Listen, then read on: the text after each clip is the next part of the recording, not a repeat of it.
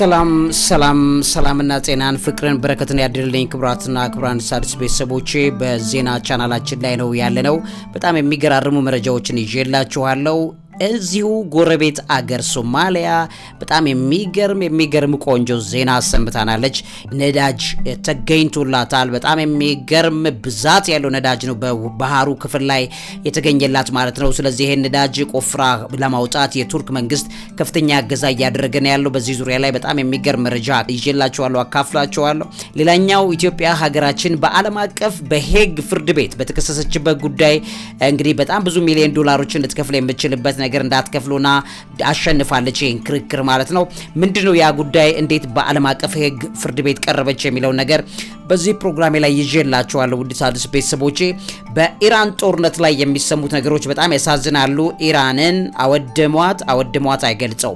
በከፍተኛ ሁኔታ ነው ኢራን እየወደመች ያለችው። በነገራችን ላይ ያው ፉክክሩ ስላለ ወይም ደግሞ ብዙ ከፊት ለፊት ያለው ነገር የትራምፕ አደራረግና አሰራር በጣም ስለሚያበሳጭ የዓለም ሚዲያ ወይም ሌሎች ሰዎች ትኩረት ያረጉበት አይደለም እንጂ በከፍተኛ ሁኔታ ኢራን እየወደመች ትገኛለች። ምናልባትም ይሄ ውድመቷ አመታትን ያክል 10-20 አመታትም ሊያቆያት ይችላል መልሶ ለማገገም። ስለዚህ አሁን ያለው ጦርነት አሁንም በእነዚህ ጥቂት ቀናቶች ውስጥ በተለይ ባለፉት 10 ቀናቶች ውስጥ ታይቶ የማይታወቅ ውድመት በኢራን ላይ እየደረሰ ነው ያለው። ዛሬም የእስራኤል መንግስት ማስጠንቀቂያ አውጥቷል። ማለትም በኢራን ያሉ የባቡር መስመሮች ላይ ማንኛውም ሰው መጠቀም እንዳይችል በከፍተኛ ማስጠንቀቂያ እየተነገረ ይገኛል። ስለዚህ በባቡር መስመሮች ላይ ከፍተኛ ውድመት ሊደርስ እንደሚችል እየተነገረ ነው ያለው። ያን በማድረግ ሰዓት ላይ ደግሞ ኢራንም ደግና ባጸፋው በመካከለኛው ምስራቅ ላይ ያሉ የገልፍ ሀገራት ላይም በእስራኤል ላይም መሰረተ ልማቶችን ወደ መደብደብ ትገባለች። መሰረተ ልማቶች መመታታቸው ደግሞ የሚያመጣው ውድመት በጣም ከፍተኛ ነው።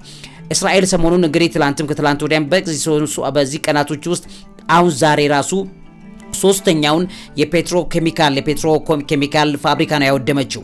እነዚህን አይነት ውድመቶች በማምጣት ምንድነው ጥቅሙ ወይም ደግሞ የሚጠቀሙት ነገር ምንድነው የሚለው ነገርም እንመለከተዋለን። በአጠቃላይ ግን እስራኤልም አሜሪካንም ኢራንን በእጅጉ እያወደሟት መኖሩን መሸሸግም መደበቅም አይቻልም። ይሄንን በዚህ ፕሮግራሜ ላይ በደንብ አድርጌ አሳያችኋለሁ። በጣም የሚገራርሙ መረጃዎችን ያስኩላችሁ ውድ ሣድስ ቤተሰቦቼ ፕሮግራሙን ላይክ አድርጉት፣ ሼር አድርጉት፣ ለብዙ ሰዎች አካፍሉ። ወርቅ ዜናዎችን ያስኩላችሁ። በአጫጭር ደግሞ ዛሬ ላይ በእነዚህ 10 ሰዓታት ውስጥ በኢራን ጦርነት ውስጥ እየተከናወኑ ያሉ ዘገባዎችን ሰብስቤላችኋለሁ። አድካሚ ስለሆነ የምትሸልሙን ላይክ በማድረግ ሼር በማድረግ ነው። አብራችሁን ቆዩ። መምህርና ጋዜጠኛ አብይ ይልማ ነኝ። ክቡራትና ክቡራን ሣድስ ቤተሰቦቼ በሶማሊያ የባህር ላይ ዘይትና የጋዝ ፍለጋን በተመለከተ ከፍተኛ ውጤቶች እየታዩ አበረታችና አዎንታዊ ዜናዎች እየተሰሙ ይገኛሉ። ከዛ ለጀምርላችሁ ታሪካዊ የባህር ላይ ቁፋሮ መጀመር ነው። ሶማሊያ እንግዲህ በአህጉሪቱ ካሉ ትላልቅ የነዳጅ ዘይት ክምችቶች አንዱን ለማውጣት ታሪካዊ የተባለ መጀመሪያውን የባህር ላይ ወይም ኦፍሾር የነዳጅ ቁፋሮ አስጀምራለች ማለት ነው። በጣም ትልቅ ዜና ነው። በነገራችን ላይ በጣም ሰክሰስ ዜና ነው። ከዚህ በኋላ ሶማሊያ በከፍተኛ ሁኔታ ነው ብዙ ነገሯን ማስተካከል የምትችለው። ይሄም እንግዲህ ከቱርክ ጋር በተደረገ ስትራቴጂካዊ ስምምነት ነው። ቱርክ ለሶማሊያ የነዳጅ ዘይት ፍለጋና ልማት ከፍተኛ ድጋፍ እያደረገች ነው የምትገኘው። ከምንም በላይ ሶማሊያ እንዳትበታተን ለማድረግ በከፍተኛ ሁኔታ ኃይል መድበው በቀናነት እየሰሩላት ያሉ ሀገሮች መካከል አንደኛው ቱርክ ናት።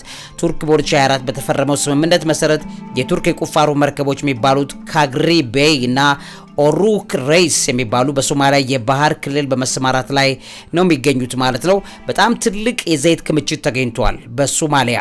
የመጀመሪያው ደረጃ ሳይንሳዊ ግምገማዎችና የሴይስሚክ ጥናቶች በሶማሊያ ባህር ውስጥ እስከ 30 ቢሊየን በርሜል የሚገመት ከፍተኛ የነዳጅና የጋዝ ክምችት መኖሩ ተመላክቷል። ውድ ሣድስ ቤተሰቦቼ ትልቅ ዜና ነው።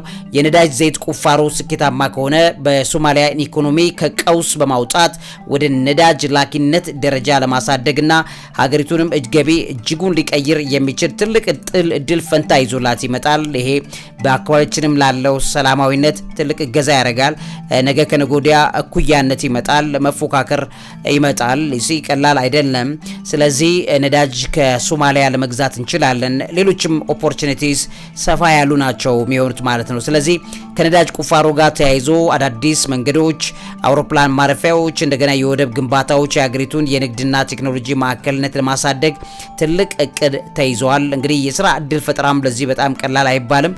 የዘይት ዘርፉ ለሺዎች ሶማሊያውያን የስራ እድልን በመፍጠር በሀገር ውስጥ ፍጆታን በማሟላትና የህዝቡን ኑሮ ለማሻሻል ትልቅ አስተዋጽኦ ይኖረዋል ተብለዋል። በዘርፉ የሚገኘው ገቢ የሶማሊያ መንግስት የራሱን የመከላከያ ሰራዊት፣ ሲቪል ሰራተኞች ደሞዝ በራሱ ገቢ ለመሸፈን የሚያስችለው አቅምን ሊያጎለብት የሚችልበትን አዎንታዊ ምልክት ነው እያሳየ ያለው ተብሏል። እንግዲህ የሴስሚክ ጥናት ውጤቶቹ በቱርክና በሶማሊያ የጋራ ጥረት በሶማሊያ ባህር ላይ የተደረጉ የሴስሚክ ጥናቶች ቁፋሮን ለመጀመር የሚያስችሉ አበረታች ግኝቶች ተመዝግበውበታል። ኢራንም ማናት ቱርኪም በዚህ ዙሪያ ላይ ስራዋን ጀምራለች። እንግዲህ ከዚህ ጋር ተያይዞ የአካባቢ ጥበቃና ደንብ ተገዥነት አለ። የሶማሊያ መንግስት የነዳጅ ፍለጋው የሀገር ውስጥ ህጎችን እና የአካባቢ ጥበቃ ደንቦችን የተከተለ መሆኑ ለማረጋገጥ ተችሏል። ግልጽነት ባለው መልኩ የተከናወነ በመሆኑ በጣም ትልቅ ውጤት ሊመጣ ይችላል። ቱርኪ ይሄን ነገር መያዟም ትልቅ ግብዓት ሊሆን ይችላል ማለት ነው። የነዳጅ ግኝቱ እንግዲህ ሶማሊያን በቀይ ባህርና በህንድ ውቅያኖስ ላይ ያላትን ስትራቴጂካዊ ቦታ በማጠናከር የምስራቅ አፍሪካ የኤነርጂ ማዕከል እንድትሆን ሊያደርጋት እንደሚችል ያኒ ያፌቅ በእንግሊዝኛው ቻናላቸው አናዱሉ ደግሞ የዘገበው ሚድል ኢስት ኤይ እንደገናም ደግሞ ቲአርቲ አፍሪካ ዶቼ ቬለም ሌሎችም የዘገቡትን ዘገባዎች ሰብስቤላቸዋል።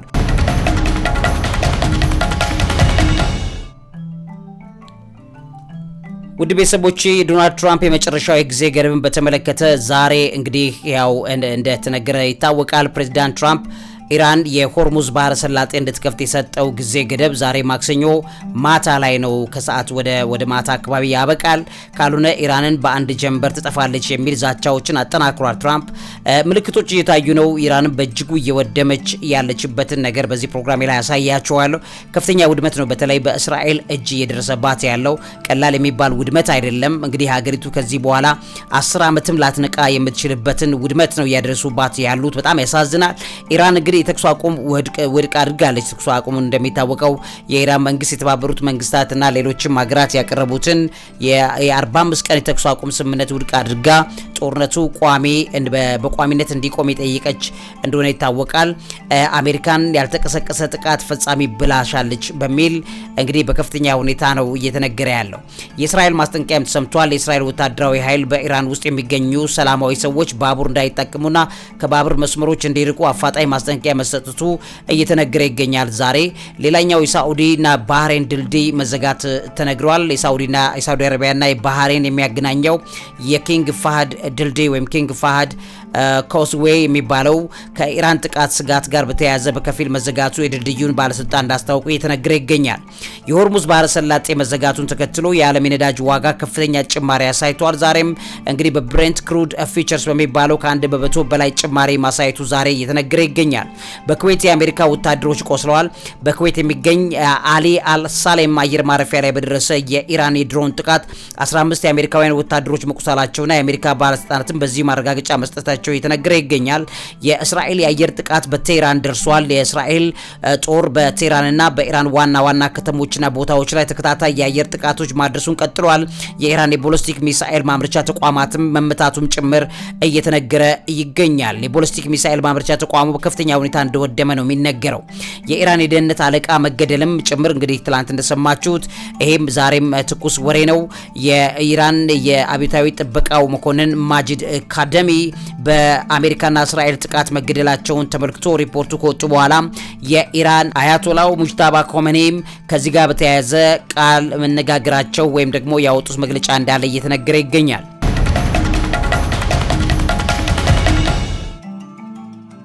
የተባበሩት መንግስታት ድርጅት ዋና ጸሐፊ አንቶኒዮ ጉተሬዥ ትራምፕ የኢራን መሰረተ ልማት ወይም ድልድይና የኃይል ማመንጫዎችን በቦምብ አደባይ ያለው ማለታቸው ያሳስበናል ብለዋል። እንግዲህ ይሄም በከፍተኛ ሁኔታ የሚገርም ነገሮችን ችግር ይዞ ሊመጣ እንደሚችል እየተነገረ ነው።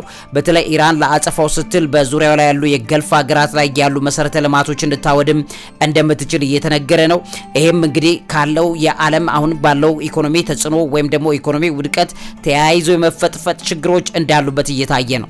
ኢራን በዚህ በነገራችን ላይ በዚህ ጉዳይ በዚህ ጦርነት ላይ እያደረገች ያለችው እኔም ወድማለሁ ተያይዘን እንወድቃለን፣ እኔም ወድቃለሁ ተያይዘን እንፈጠፈጣለን የሚል አንድምታ እንዳለው ያላችሁ። ምክንያቱም በከፍተኛ ሁኔታ ነው ኢራን እየወደመች ያለችው። ለዚህም የተባበሩት መንግስታት ያለውን ስጋት ገልጿል። የኢራን ቀይ ጨረቃ የቴህራን መኖሪያ አካባቢዎች ላይ በደረሰ የአየር ጥቃት የነፍስ አድን ሰራተኞችን በቦታው እንደሚገኙ ማስታወቁ እየተነገረ ይገኛል። የአሜሪካ የባህር ኃይል መርከቦችን በተመለከተ 2500 የሚጠጉ የአሜሪካ የባህር ኃይል ወታደሮች ወይም ማሪንስ ወደ መካከለኛው ምስራቅ መግባታቸውን ተከትሎ ኢራን የየብስ ወረራ እንዳይደረግ ማስጠንቀቂያ ሰጥታለች። እንደገና 7 ሚሊዮን የሚጠጉ ሰራዊቶቿን እያዘጋጀች ትገኛለች። ሌላኛው የኢራን ፓርላማ አፈ ጉባኤ ሞሐመድ ባጋር ቃሊባፍ ይባላሉ። አሜሪካ የየብስ ጥቃት ከፈጸመች ወታደሮቿን እሳት እንለቅባቸዋለን የሚለው ዛቻቸው ዛሬም እየተነገረ ነው። የተጎዱት ሰላማዊ ሰዎች ቁጥር ጨምሯል። በሃራና ሰብአዊ መብት ድርጅት መሰረት ላይ የተነገሩት ሪፖርቶች እንደሚያሳዩት ከጦርነቱ መጀመሪያ ጀምሮ በኢራን ከ1600 በላይ ሰላማዊ ሰዎች ከነዚህ መካከል ከ240 በላይ ህጻናት መገደላቸው እየተነገረ ይገኛል። በሃይፋ ከተማ በደረሰ የኢራን ሚሳኤል ጥቃት አንድ የፊሊፒንስ ዜጋ መገደሉን የፊሊፒንስ የውጭ ጉዳይ ሚኒስትር ማረጋገጡ ተነግሯል። በኢራን እጅ እስራኤል ላይ በተደረገው በዚህ ጥቃት ነው ሰው እንደተገደለ እየተነገረ ያለው። የሳዑዲ አየር መከላከያን ኃይል በተመለከተ የምስራቅ ቀጠናን ያነጣጠሩ ከ18 በላይ ድሮኖችና 7 ባሊስቲክ ሚሳኤሎችን መጥቶ መጣሉን የሳዑዲ መከላከያ ሚኒስትር ዛሬ ማስታወቁ እየተነገረ ይገኛል። በማለዳው በቴህራንና በካራጅ ከተማዎች ከፍተኛ ፍንዳታዎች መሰማታቸውን የኢራን ሚዲያዎች ዘግበዋል። አርብ ዕለት እንግዲህ በአሜሪካ F-15E ጦር አውሮፕላን መውረዱን ተከትሎ አሁን እየተነገረው ያለው የአሜሪካ አብራሪ ልዩ ኮማንዶዎች ጋር የተያዙት ወሬዎች ዛሬም ትኩስ ናቸው። በዛው እየተነገሩ በቀጠላቸው እየተነገረ ይገኛል። ዛሬ በጣም ትኩረት ሆኖ ከሚነገሩት ዜናዎች መካከል አንደኛው የእስራኤል ጦር ማስጠንቀቂያ ነው። ኢራናውያን የባቡር ትራንስፖርት ከመጠቀም መቆጠብ ላይ ነው ያሉት ተብሏል። ምክንያቱም እስራኤል በባቡር መስመር ላይ ጥቃት ልትፈጽም ነው። ይሄ በተመለከተ ደግሞ በጣም አደገኛ ነው የሚሆነው። እስራኤል የባቡር መስመሮች ላይ ጥቃት ከፈጸመች ኢራንም እንደዚሁ ባጸፋው በአረብ ሀገራት ላይ የባቡር መስመሮችና መሰረተ ልማቶች ላይ ጥቃት መፈጸም ትጀምራለች። ይሄም በአካባቢው ላይ ተያይዞ ለመውደቅና ተያይዞ ለመተላለቅ ትልቅ በር የሚከፍት በጣም የሚያሳዝን ዜና መሆኑን ለመረዳት ችለናል። ወደ ሌሎቹ መረጃዎች ልለፍላችሁ። መምህርና ጋዜጠኛ ዐቢይ ይልማ ነኝ። ከዚህ ጋር ግን ተያይዞ ውድ ሣድስ ቤተሰቦቼ ለምንድነው እስራኤልም እንደገናም አሜሪካም አሁን በአሁን ሰዓት በተለይ እስራኤል በኢራን ላይ መሰረታዊ ልማቶቿ ላይ ውድመት እያደረሰች ያለችው የሚለው ትልቁን ትኩረት ሰጥቶ ነው እየተነገረ ያለው። በተለይ ደግሞ እስራኤል እና አሜሪካ በጥምር ከ15000 በላይ የሚሆኑ የኢራን ወታደራዊና ሚሳኤል ማምረቻ ተቋማትን አውድመዋል። የሚሳኤል አቅም መዳከም ጭምር ነው እየተነገረ ያለው። የአሜሪካ መረጃ እንደሚያመላክተው ከኢራን ሚሳኤልና ድሮን አቅም ውጪ ወደ 2/3 ጠጋ ወድሟል ወይም ተጎድቷል። በእጅጉ ነው እንግዲህ ኢራን እየወደመች ያለችው። የነዳጅና የጋዝ መሰረተ ልማትም ተጎድተዋል፣ ወድመዋል። ጥቃቱ በደቡብ ፓርስ የጋዝ መስክና በባህረ ሰላጤው አቅራቢያ የሚገኙ ነዳጅ ማጣሪያዎች ላይ ከፍተኛ ጉዳት ማድረሱ እስካሁን ባሉ ድብደባዎች የተገለጹ ካሉ ነገሮች ትልቁን ትኩረት ይይዛል። ኢራን በእርግጥም እየወደመች ነው። የብረት ኢንዱስትሪ ጥቃትም ደርሶባታል። በመጋቢት 27 2026 በአስፋሃን የሚገኘው የማራባክ የብረት ፋብሪካ በሐዋዝ የሚገኘው የኩዜስታን የብረት ፋብሪካም ተመተው ከፍተኛ ጉዳትና ውድመት ደርሶባቸዋል። ኢራን በእርግጥም እየወደመች ነው። ኢኮኖሚያ ቀንሷል። ጥቃቱ ከተጀመረ ከጥቂት ሳምንታት ውስጥ የኢራን ኢኮኖሚ በ10 በመቶ ያክል ተሽመድምዷል። የኃይል አቅርቦት ተቋርጧል። በተደጋጋሚ ከተሰነዘሩ ጥቃቶች በርካታ የፔትሮኬሚካል ማዕከላትና የኃይል ማመንጫዎች ስራ ማቆማቸው የተነገረ ይገኛል። ኢራን በእርግጥም በውድመት ላይ ነው ያለችው። የባህር ማጓጓዣዎችም ተዘግተዋል። የሆርሙዝ የባህር በር ስትሬት ኦፍ ሆርሙዝን ውጥረትን ተከትሎ የኢራን የነዳጅ ኤክስፖርት በከፍተኛ ሁኔታ ቀንሷል፣ ጠፍቷል ማለትም ይቀላል። የባህል ቅርሶች ወድመዋል። ቢያንስ 56 በላይ የሆኑ የባህል የታሪክና ሙዚየሞች ታሪካዊ ቦታዎች በጥቃቱ በእስራኤልና በአሜሪካ ድብደባ መውደማቸው የተነገረ ይገኛል። ኢራን በከፍተኛ ሁኔታ እየወደመች ነው። የሪያል ወይም ሪያል የሚባል ውድቀት አለ። የኢራን ምንዛሬ ከፍተኛ ዋጋ ቀንሷል። ከታህሳስ 2025 የጀመረው የኢኮኖሚ ውድቀት ከፍተኛ ደረጃ ላይ መድረሱ የተነገረ ይገኛል። የዋጋ ግሽበት ከ40 በመቶ በላይ በሆነበት በዚህ ወቅት ላይ የነዳጅና የፋብሪካዎች መመታት መሰረታዊ ምግብና የቁሳቁስ ዋጋን በእጅጉ እንደሚጨምርና የኢራን ኢኮኖሚ ከጦርነቱ በኋላ እንደሚሽመደመድ በጣም በከፍተኛ ሁኔታ እንደሚመታ ነው ሪፖርቶቹ ያሳዩ ያሉት። ሌላው የአየር መከላከያ ስርዓት ውድመት ነው። እስራኤል የኢራን የአየር መከላከያ ራዳሮችና ባትሪዎች በማውደም የኢራን አየር ክልልን ለማጥቃት ለጥቃት የተጋለጠ እንዲሆን መደረጉ ነው እየተነገረ ያለው። ኢራን በእጅጉ ወድማለች። የኢራን የክልል አጋሮች የሚባሉት ሂዝቦላና የእስራኤል ጥቃትን በማዳከማቸው የኢራን ክልል ተጽዕኖ በእጅጉ እየቀነሰ እንዳለ የሚያሳዩ ናቸው። ግን አልበገር ባይነቱ አሁንም እንደቀጠለ ነው የምንመለከተው። የመንግስት አመራር ላይ ያነጣጠሩ ጥቃቶችም፣ የተቃውሞ ሰልፎችም፣ የውጭ ንግድ መስተጓጎልም ጭራሽ ኢራንን በጣም በብዙ መልኩ ለወደፊቱ የሚያዳክም እንደሆነ እየነገሩ ይገኛሉ ምዕራባውያኑ። የኒውክሌር ተቋማት ጉዳትም እንደዚሁ ናታንዝ የኒውክሌር ማበልጸጊያ ተቋማት መጋቢት 3 ላይ የደረሰው ጥቃትም ቀላል ውድመት አይደለም። የቴክኖሎጂና ማሽን መጥፋትም እንደዚሁ ውድመት ነው። ዘመናዊ ሚሳኤልና ድሮን ለማምረት የሚያስችሉ ፋብሪካዎች በብዛት ወድመዋል። ይሄም አዲስ ለማምረት ረጅም ጊዜ የሚጠይቅ እንደሚሆን እየተነገረ ይገኛል። ተመርቶ የተቀመጡት ነው ኢራን እየተጠቀመች ያለችው የሚለው ትልቁን ትኩረት ይይዟል። የመጓጓዣ መሰረተ ልማቶችም አሉ ከዚህ ጋር ተያይዞ የሚነገሩ እንግዲህ ወደቦች፣ ድልድዮች፣ የኃይል ማከፋፈያ መስመሮች ተመተው የሀገር ውስጥ የሎጂስቲክስ ሰንሰለት መቋረጡ እየተነገረ ነው። ኢራን በእጅጉ ወድማለች። የባንክና ፋይናንስ ስርዓትም ደክሟል። እንግዲህ በዚህ ውስጥ የዓለም አቀፍ ማዕቀቦች በጦርነቱ ምክንያት በዓለም አቀፍ ግብይት ተገልላለች ኢራን ማለት ነው። በሰው ኃይልና የህይወት መጥፋትም በሺዎች የሚቆጠሩ ሲቪሎችና ወታደራዊ ሰራተኞች በኢራን መገደላቸው ይታወቃል። ይሄ ደግሞ የሰው ኃይል እጥረትን ይዞ ሊመጣ ይችላል የሚል ስጋት እየጨመረ ነው። ከዚህ ጋር ተያይዞ እንግዲህ የወደፊት የመልሶ ግንባታና ማገገም ትንበያዎች አሉ። ፊቸር ፕሬዲክሽንስ የሚሰሩ የኢራን መሰረተ ልማት በተለይም የነዳጅና የኤልኤንጂ ተቋማት ለመጠገን ዓመታት ሊወስድባቸው እንደሚችል ይታወቃል። የጦርነቱ መዘዝ እንግዲህ የኢራን ኢኮኖሚን በ10 በመቶ በላይ እንዲቀንስ ያደርገዋል ተብሎ ይጠበቃል። ኢራን ከጎረቤት ሀገራት ጋር የነበራት የንግድ ግንኙነት ተበላሽቷል። የኢኮኖሚ ማገገሙ ዘላቂ ላይሆን እንደሚችል ይነገራል። የኢኮኖሚ ውድቀት ውስጥ ተቃውሞን እንደገና እንዳያባብስና የሀገሪቱን ፖለቲካ መዋቅር ላይ ስጋት እንዲደቅን እያደረገው ይገኛል። ማዕቀቡ ካልተነሳ የኢራን ማገገም ደግሞ ረጅም ዓመታት ከ20 እና 30 ዓመታት በላይ ሊወስድ የሚችል ሊሆን ይችላል የሚሉ ጥናቶች እየወጡ ይገኛሉ። በኢቬኔስኮ በአልጀዚራም ጭምር የወጣ ሪፖርት አለ። በአትላንቲክ ካውንሲል የወጣ ሪፖርት አለ። ዘ ሃውስ ኦፍ ኮመን ላይብረሪም ሌሎች መረጃዎችም ጨምሮ ከዚህ ጋር ተያይዞ ያወጡትን ትንተና በመጠኑ ላሳያችሁ ብዬ ነው። ኢራን በእጅጉ መጎዳቷና መውደሟ እየተነገረ ያለው ነገር ትክክል መሆኑን የሚታይበት ነገር እንዳለ ለማሳየት የመረጃ አካፈልኳችሁ። የመጨረሻው መረጃ ኢትዮጵያን በዓለም አቀፍ ፍርድ ቤት ይዞት የቀረበው ጉዳይ ምንድነው? ኢትዮጵያስ እንዴት ልታሸንፍ ቻለች የሚለውን በዚህ ፕሮግራም ላይ ላሳያችሁ። መምህርና ጋዜጠኛ ዐቢይ ይልማ።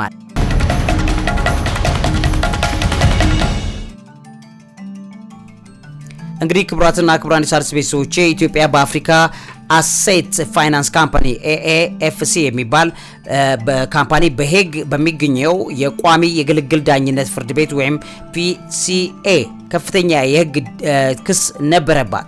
ይሄ ክስ ምንድነው የሚለው ነገር ማየት በጣም መሰረታዊ እንደሆነ ይታወቃል። ይሄ ክስ የተመሰረተው አሁን አይደለም የቆየ ነው። በ2014 በእኛ ሚያዝያ 13 ቀን 2014 ተመስርቶ የነበረ ወይም በኤፕሪል 21 2022 ዓ.ም ነው የተመሰረተ የነበረው። ከዚህ ጋር በመዝገብ ቁጥር ፒሲኤ ኬዝ ነምበር 2023/61 በሚል የመዝገብ ቁጥር የተከሰሰ የነበረና የግልግል ዳኞች የሚባሉት ትሪቡናል ሜምበርስ የሚባሉት ወይዘሮ ሉሲ ሪድ የምትባል ነጭ ናት። አቶ ማቲው ግሪንግ የሚባሉም ሰው ነበሩ። ፕሮፌሰር ሴን ዲ መርፊ የሚባሉም ሰው ከዚህ ጋር ተያይዞ የግልግል ዳኞች ነበሩ። የኢትዮጵያ ወክለው ደግሞ ክርክር ላይ የነበሩት ሪፕሬዘንታቲቭስ የኢትዮጵያ የተወከሉ የፍትህ ሚኒስቴር የህግ ባለሙያዎች እንደገና ዶክተር ዘውድነ በየነ ኃይሌ የሚባሉ ፕሮፌሰር ወንድ ለማ ኪዳኔ የሚባሉ አቶ ጃክሰን ሾው ከርን የሚባሉ እንደገና ኤልጂ ኤልኤልፒ የተባለ የህግ ድርጅትም ተከራክረዋል ማለት ነው። የውሳኔው ጭብጥ ምንድነው? እንግዲህ የካሳ ጥያቄውን በተመለከተ የቀረበ ነው። ምንድነው የካሳ ጥያቄው የሚለውን መሰረት አድርገን ስንመለከት ደግሞ የኢትዮጵያ በአፍሪካ ሴት ፋይናንስ ካምፓኒ በኔዘርላንድስ የሚገኝ የህግ የቋሚ የግልግል ዳኝነት ፍርድ ቤት ያገኘችውን ድል እንድታገኝ ያደረጋት ነው። አመልካቹ ማንነቱ አፍሪካን አሴት ፋይናንስ ካምፓኒ ሆልዲንግስ የሚባል ነው። በኔዘርላንድስ የተመዘገበ ተቋም ነው። ኤኤኤፍሲ የሚባለው ይሄ ተቋም በኢትዮጵያ ላይ ከ334 ሚሊዮን ዩሮ ወይም በ360 ሚሊዮን በላይ ዶላር ነው በዛ ኢንቨስትመንት አርቢትሬሽን መሰረት ላይ ጥያቄ አቅርቦ የነበረው። ጉዳዩ የተመራው በተባበሩት መንግስታት ዓለም አቀፍ የንግድ ህግ ኮሚሽን ደንቦች መሰረት ነው። በዚህ በተቋቋመ የፍርድ ቤት አካል ነው የተመራው ማለት ነው። የህግ የግልግል ዳኝነት ፍርድ ቤት የኤኤፍሲን አብዛኛውን የይግባኝ ጥያቄ ውድቅ አድርጎበታል። ጉዳዩ እንግዲህ በተመለከተ ክርክሩ በዋናነት የሚያጠነጥነው በኩባንያው የሊዝ ስምምነቶችና ተዛማጅ የፋይናንስ ግብይቶች ላይ ነበረ። ኢትዮጵያን የወከሉት የሀገር ውስጥና የውጭ ጠበቆች ያቀረቡት ክርክር ተቀባይነትን ማግኘቱ ተነግሮላቸዋል።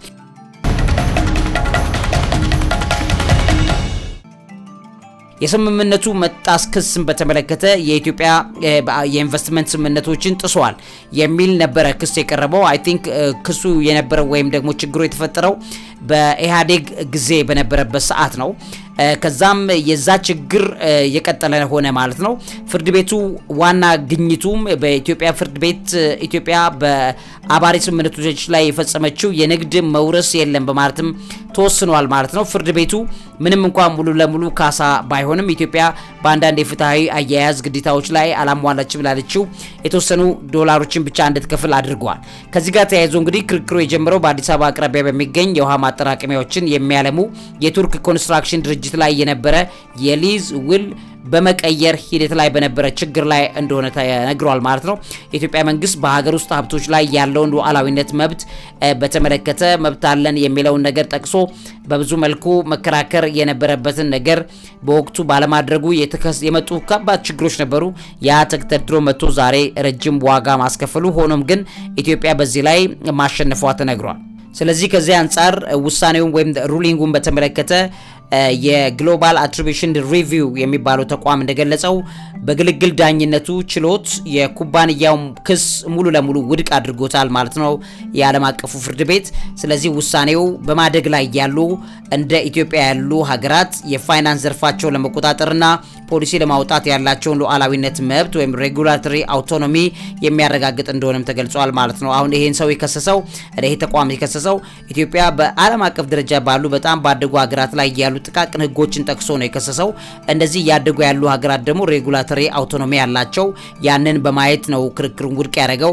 ህጋዊ ተወካዮች የሚባሉት ሌጋል ሪፕሬዘንቴሽንስ ያሉባቸው ኢትዮጵያ በዚህ ክርክር ላይ እንግዲህ አዲስ ሎ ግሩፕ የሚባል የህግ አማካሪ ድርጅትን ወክላ በዛ ነው የተከራከረችው ማለት ነው። በአጠቃላይ የኢትዮጵያ ድል በቅርቡ በሄግ ካሸነፈቻቸው ተመሳሳይ ዓለም አቀፍ ክሶች ለምሳሌ ከቱርኩ አክጉን ኩባንያ ጋር የነበረው ክርክርን ቀጥሎ የተመዘገበ ሁለተኛው ትልቅ ስኬት ነው ተብሏል ማለት ነው። ይሄን መረጃ ላካፍላችሁ ብዬ ነው። ለዚህ አእምሮ ምግብ አዘጋጅና አቅራቢ መምህርና ጋዜጠኛ ዐቢይ ይልማ። ላይክ አድርጉት፣ የፕሮግራም ሼር አድርጉ፣ ለብዙ ሰዎች ብታካፍሉኝ ጠይቃቸዋለሁ። እውቀት ታላቁ እግዚአብሔርን ታከብራለች።